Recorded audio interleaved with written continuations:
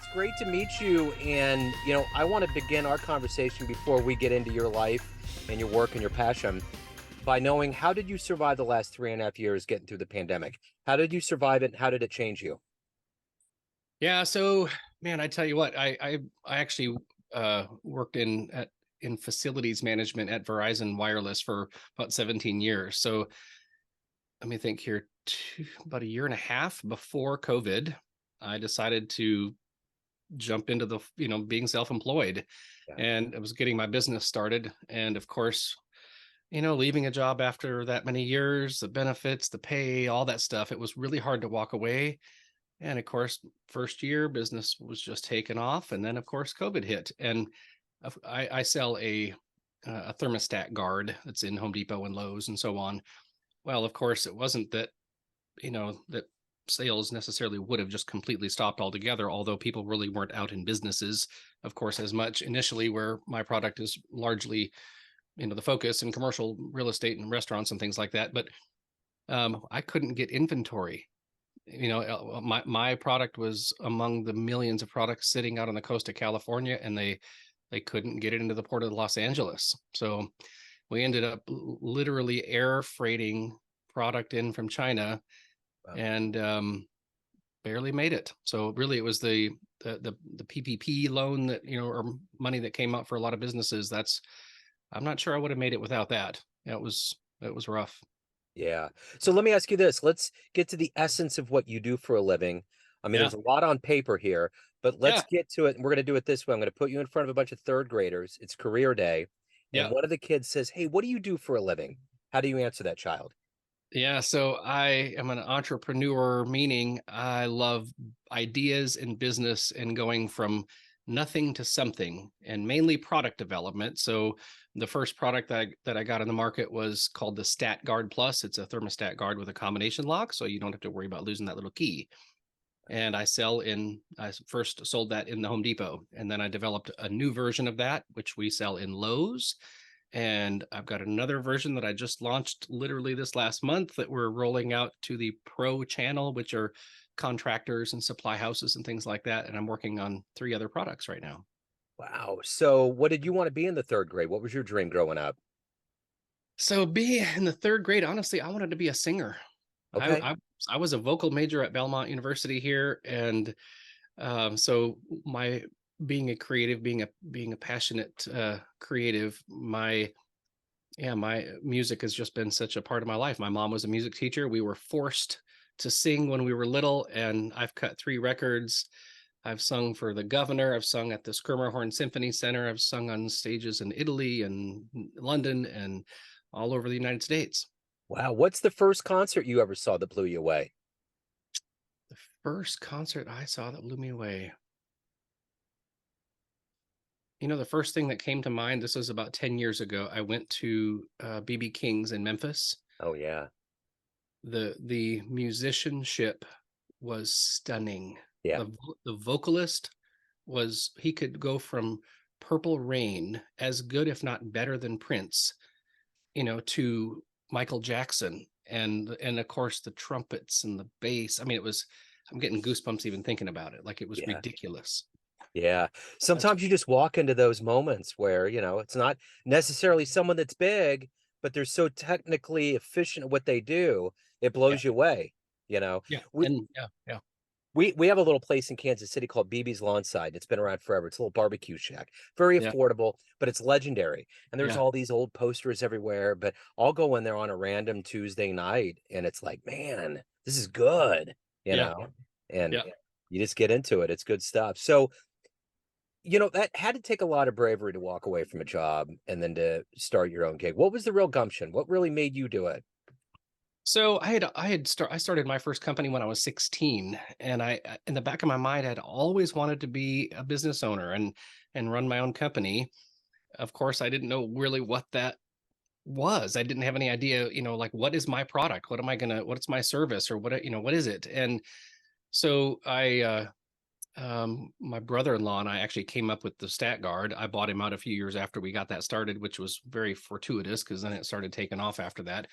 But what really caused me to take the leap was I joined a mastermind group, which is a group of guys that get together on a regular basis. It's a board of directors for your business, a band of brothers for your personal life.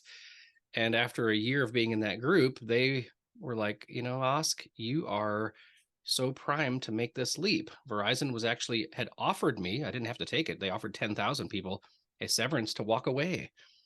So I had a bit of runway, and I'm like, you know what? I think this is the time. So it was their encouragement that really pushed me over the edge. Okay. So who's been a hero for you in your life? Man, great question. I guess one of the people, he's an author, a guy named Dan Miller. He Yeah. wrote a book, 48 Days to the Work You Love and No More Mondays. He's a career coach. And I think when I really started kind of hankering for more, right? Like, I'm made for more here. What is that next chapter? I got turned on to Dan's. I had known about him just because I've heard him on the radio and on CBS News and all this kind of stuff, right? But I started reading his books, listening to his podcast, and ended up actually meeting him.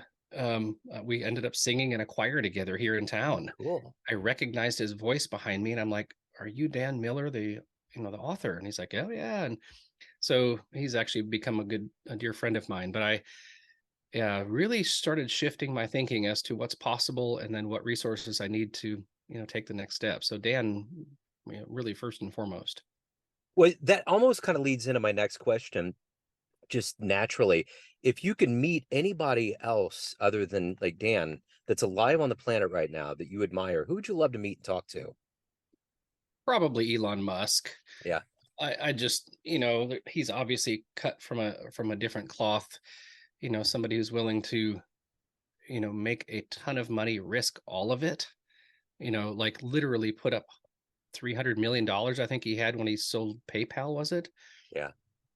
Really at the time, admittedly thinking, I'm going to start an electric car company and it's probably not going to work. And he almost went bankrupt again several times. And to be someone who's willing to throw that much money away, as it were, I mean, that's a different headspace. I don't Yeah. understand that, because I'm more drawn to security, and my risk meter isn't very wide. Yeah. And I admire someone who's really um willing to make ripples in the world and throw it on the line. It's really compelling to me. So obviously with Elon, there's a lot of gumption, there's a lot of fuel in his tank. And I'm curious for you, what is that? What gets you out of bed? What gets you to want to accomplish what you want to get done, Yeah. invent and market? What is that for you? It's funny. There's a guy that's in my mastermind group. He's an attorney down in Jackson, Mississippi, David Ash. And, quite often we're inside the peanut butter jar, right? And we need someone to read our label. And, that this idea of self-awareness, is largely lacking in most people. And I think we just end up kind of stumbling into things based on things that we desire, or we think we even should desire. And I remember Ash looked at me one day and he said, David Osk, you don't do anything unless it revolves around people. He said, you don't sing because you like music. And I'm like, what? He said, how many records have you purchased in your life? I mean, less than 10. And I don't listen to music. I don't go to concerts. I mean, a few here and there, right? But as a vocal major, you would think that I would be really into music. And he just started to read my label and help me to identify the fact that I like goosebumps. I like inspirational moments. I like, things that cause people to stop dead in their tracks and be like, what the heck was that? And I don't care if it's, building a structure, writing a song, singing the national anthem. It has to revolve around goosebumps, which of course is people, right? It's Yeah. all, for me, it's all about people, doing, thriving, becoming, and so on. That just totally turns my crank. So what's been one of the best success stories you've been involved with as a professional? Okay, so I have a hard time talking about me, but as far as I feel like I'm name dropping. There's two that stand out. Um, so I'm a golfer, and I can't say the name publicly here, but I'll throw a hint.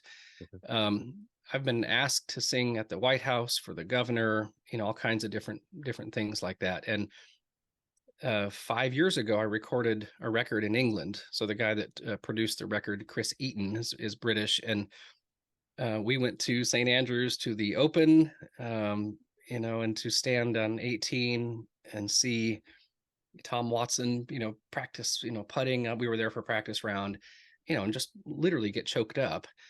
And then a few years after that, get called by a golf course down in Augusta, Georgia. And I'll just leave it at that. To do a concert for the members there. I think I was the first one ever to do that, and I've done that 4 times. And that is like a pipe dream. Yeah. I would have never in my wildest dreams thought that I would get to I mean, you can't get tickets for that event, let alone mingle with the members. And so that was just really extraordinary. And honestly, seeing my product in Home Depot the first time was amazing. But then, of course, to see the next one in Lowe's, right? That imposter syndrome is very front and center for all of us. And the first time you get something like that, you think it's a fluke, right? Yeah. Well, you get one a second time, and you're like, well, maybe I'm onto something. You start believing in yourself a little more. Yeah. And so now my horizons have broadened. You end up kind of taking a couple of steps, maybe higher is the word, and you're like, okay, what's possible now? So you start broadening your desires for more and better, and just because it's exciting to me. So Yeah. So, David, if you had a dream tonight, you ran into a 20-year-old version of you, you could give that young version of you a piece of advice based on the wisdom you've gained up to this point in your life. What advice would you dispense on that younger version of you? two things really jump out. Do not fear. In fact, when I think of fear, my buddy Scott said, crush fear's head, crush the serpent's head, kill it. Don't entertain it. In fact, go pull your sword out and kill that crap. I've dealt with a lot of fear in my life, and then also build self-awareness. Our one of the things that I do is coach with Dr. Andy Garrett, and we coach people through resiliency. But the reason people become resilient is because they become intrinsically motivated as opposed to extrinsically motivated.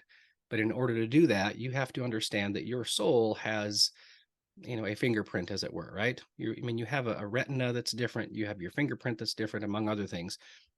But our souls are really, really different. You and I, Joe, I just met you. We're very different people. Mm-hmm.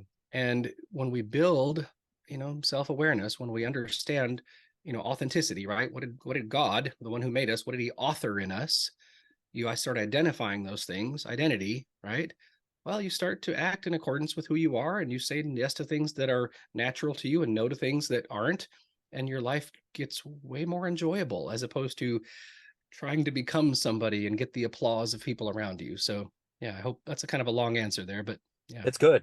No, that's really good. What's the best advice you've ever gotten?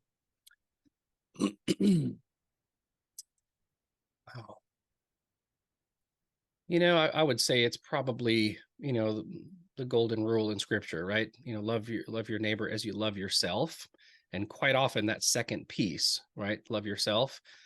We think we kind of blow by that. And I think there's way more to those juxtapositions and how powerful they really, really are. And it's not so much as to what they are, it's who's saying it. And I think that is just a stunning passage that should cause us to stop dead in our tracks and look at others with dignity and as well as ourselves. So let's say you have a time machine at your disposal. You can go back in time and see any event in human history with your own eyes. Where are you going to go? What would you love to have seen happen? Wow. I love these questions, by the way. This is like Good. I've done a lot of podcast interviews, and this is really fun for me right now. So Yeah. um I you know what? I First thing that came to mind was the Gettysburg Address. Yeah. And I remember my uncle lives in Gettysburg, and we've been there a couple of times. And to stand, where Lincoln stood, as well as, of course, stand, at the Lincoln Memorial in Washington, read the Gettysburg Address, on the wall there. I remember reading that and knowing, right, that Lincoln struggled so deeply with depression. and to see the eternal courage that came out of that man to write that. The Yeah. Gettysburg Address to me is one of the most wonderful pieces of literature really at this point that I've ever read. So everyone out there has a perception of you, family, friends, clients, colleagues, but you ultimately run the show. What's your perception of you? Who do you think you are? Yeah, it's another great question. This is something that, largely in the last few years I've really developed rather clearly. I remember listening to an interview by Brene Brown, and someone asked her, "Who are you?" She couldn't answer that. She started answering by what she does for a living, right? Yeah.